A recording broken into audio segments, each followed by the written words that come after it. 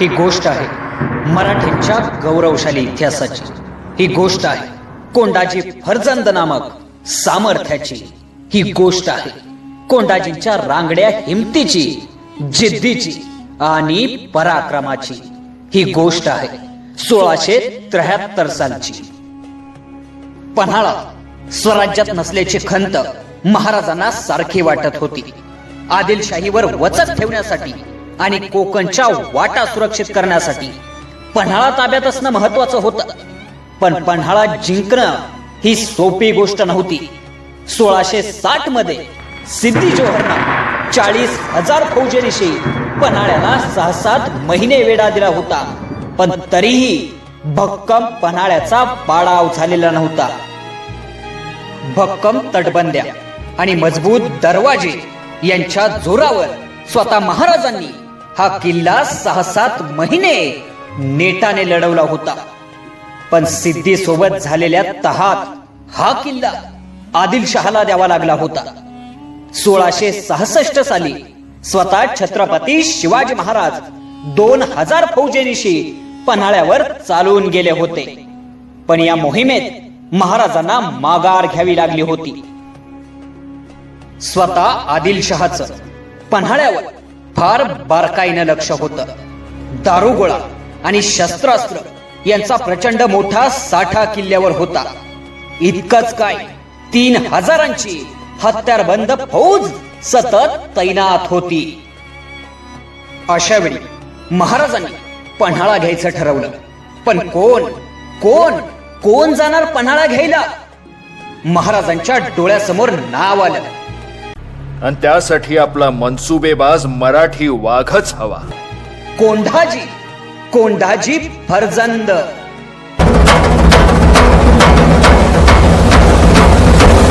वज्रबाहो महाबाहो दुर्गम शिवस्य त्रिनेत्र दुर्दंड प्रलय दंड भातंड धक्क धिंग रुद्र. वज्रबाहो महाबाहो दुर्गम शिवस्य त्रिनेत्र दुर्दंड प्रलय दंड भातंड धक्क धिंग रुद्र. कोंढाजी फर्जंद. महाराजांनी बोलावणं धाडलं कोंढाजीला. धिटपाड देह यष्टीचा कोंढाजी राजांच्या समोर येऊन उभा राहिला. राजांना वाकून मुजरा केला. राजे म्हणाले, कोंढाजी, पन्हाळा स्वराज्यात नाही, कोकणच्या वाटा सुरक्षित नाहीत, पन्हाळ्याच्या आजूबाजूची गावं सुरक्षित नाहीत. कोंढाजी पन्हाळा ताब्यात आला पाहिजे. कोंढाजी म्हणाला, होय की राज, एका रात्रीत पन्हाळा ताब्यात घेतो. राजांना आनंद वाटला. राजांनी विचारलं, कोंढाजी, मग आपला बेत काय? राज, म्या म्हणतो पन्हाळ्यावर समदसनी एकदम साजरा करायचा एका वाक्ताला. म्हणजे पहिल्यांदा अशी दिवाळी साजरी करायची की समदा गड उजळून निघाला पाहिजे. मग करायचं शिमगान, मारायची बोंब की भूत खेतन राक्षस पळून गेले पाहिजेत. आणि मग रावण मारायला हातात घ्यायची तरवार आणि साजरी करायची खांडे नवमी. किती माणसं देऊ सोबत? 3000? नाही जी, 5000? नगराज. मग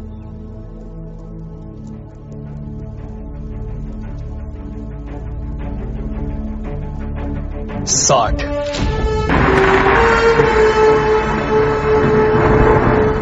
फक्त 60? वय आपलं शेल्कगडी निवडून घेऊ गड. राज, या 60चं 6 कसं करायचं ते मी ठरवलंय. वा सरदार वा, तानाजीरावांचं चेल सोपताय. त्यांच्यावर मी कडी केली. त्यांनी तर 500 मावळा घेऊन शिमगड जिंकला. तुम्ही तर फक्त 60 जणांना घेऊन निघाले. भले. बर, या 60 जणांमध्ये असणार कोण कोण? आधी तुम्ही गुंडोचीला शोधा. तो तिकडे पवन मावळात राजमाचीच्या झाडोऱ्यात सापडत. मी आता वर गुंजन मावळात जाऊन गणोजीला बघतो.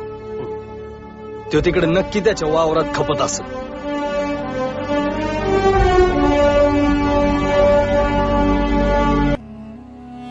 अखेर दिवस ठरला. राजांना मुजरा करून कोंढाजी मावळ्यांसह मोहिमेवर जायला निघाला. पण इतक्यात राजांनी त्याला थांबवलं. मोहिमेवर निघालेल्या सरदाराला राजांनी अचानक का थांबवलं? सर्वांना आश्चर्य वाटलं. राजांनी कोंढाजींचा हात समोर घेतला आणि बक्षीस म्हणून स्वतःच्या हातातलं सोन्याचं कडं कोंढाजींच्या हातात घातलं. सैन्यांनी पराक्रम गाजवल्यानंतर त्यांना बक्षीस देणारे शेकडो राजे होऊन गेले. पण मोहिमेवर जाण्या अगोदरच माझा मावळा ही मोहीम फत्ते करणारच हा विश्वास ठेवून हातावर बक्षिसाची आणि पाठीवर कौतुकाची थाप टाकणारा एकच राजा होऊन गेला. त्यांचं नाव आहे छत्रपती शिवाजी महाराज. कोंढाजींनी फक्त 60 मावळे मागितले होते, पण राजांनी खबरदारी म्हणून 300 मावळे कोंढाजींच्या सोबत दिले. कोंढाजींनी ते 300 मावळे पन्हाळगडाच्या पायथ्याशीच ठेवले.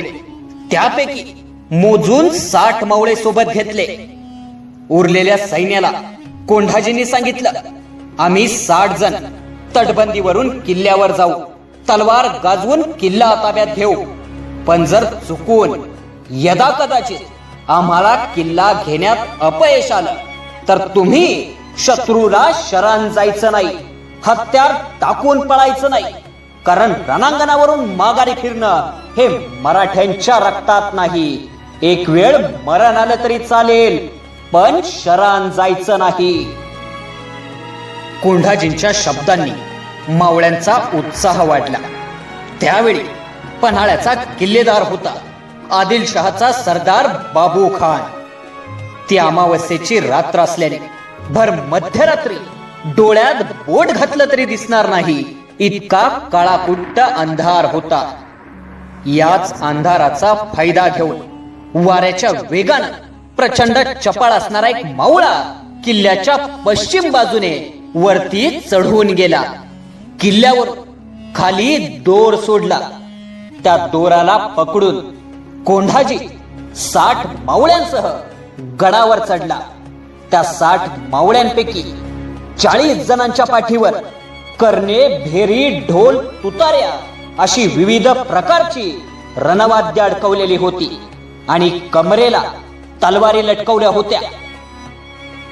ठरलेल्या योजनेप्रमाणे हे 60ही मावळे गडावर विविध ठिकाणी पसरले. कोंढाजींनी इशारा करताच या सर्वांनी आपली रणवाद्य जोरजोरात वाजवायला सुरुवात केली. त्याच वेळी 60 पैकी 5-10 मावळे जोरजोरात ओरडत इकडे तिकडे धावू लागले. भागो भागो शिवाजी आया, हजारो की फौज लेकर आया.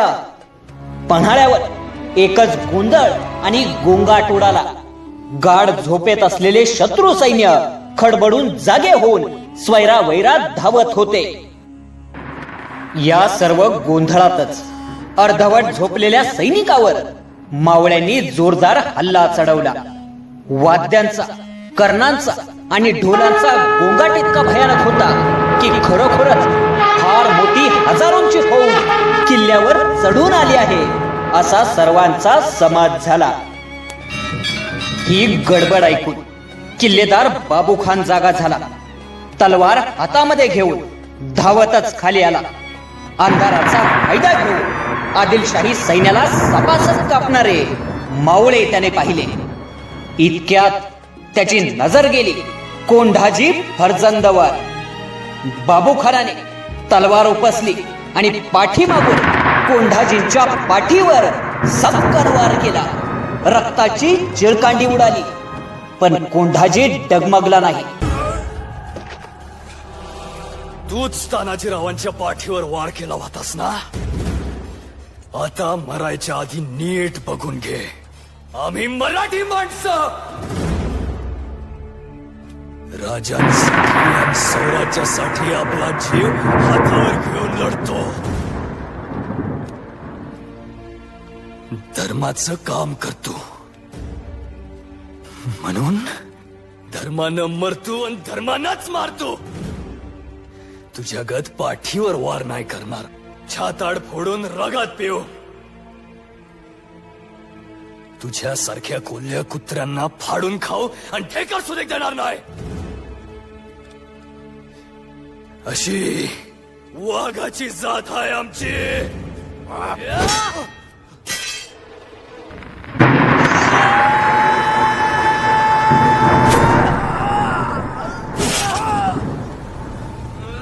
हर दिशी मागे वळला. हातातली तलवार वाऱ्यासारखी फिरवली. घनघोर लढाई झाली. हर हर महादेवचा गजर झाला आणि कोंढाजींच्या तलवारीच्या वारानं बाबू खानाचं मस्तक धडा वेगळं झालं. आता किल्लेदारच मारला गेलाय हे पाहिल्यावर आदिलशाही सैन्याचं मनोधैर्य खचलं. बरेच गड सोडून जागा मिळेल त्या दिशेला पळू लागले. अनेकांनी हत्यार खाली टाकून शरणागती पत्करली आणि भर मध्यरात्री गडावरची आदिलशाही पताका उतरवून अवघ्या 60 मावळ्यांच्या पराक्रमाच्या जोरावर बुलंद आणि बलाढ्य अशा पन्हाळ्यावर भगवा डौलानं फडकला. हा इतिहास होता मावळ्यांच्या अतुलनीय पराक्रमाचा. हा इतिहास होता कोंढाजी फर्जंद नामक सामर्थ्याचा. हा इतिहास होता कोंढाजींच्या रांगड्या हिमतीचा, जिद्दीचा आणि पराक्रमाचा. जय शिवराय. हर हर महादेव.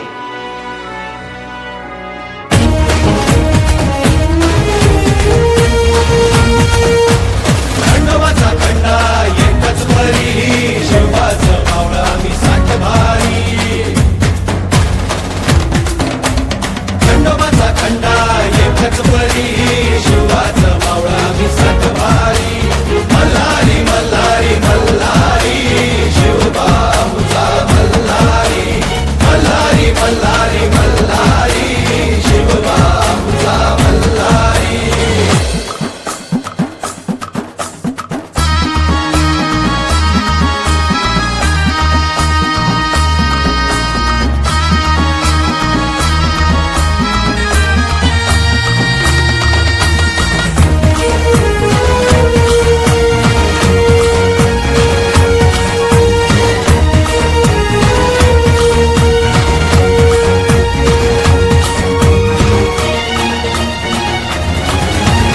तलवार ही आमच्या फिरतीची, शपथ हाय तुला मायभूमीची. मरणाची सरत लावून नशान, डोंगर दर्यामंदी तुफान बेभान नाच करू. रणाच्या भयान तालामंदी बघ तुझी व शिवबाच्या पायावरी.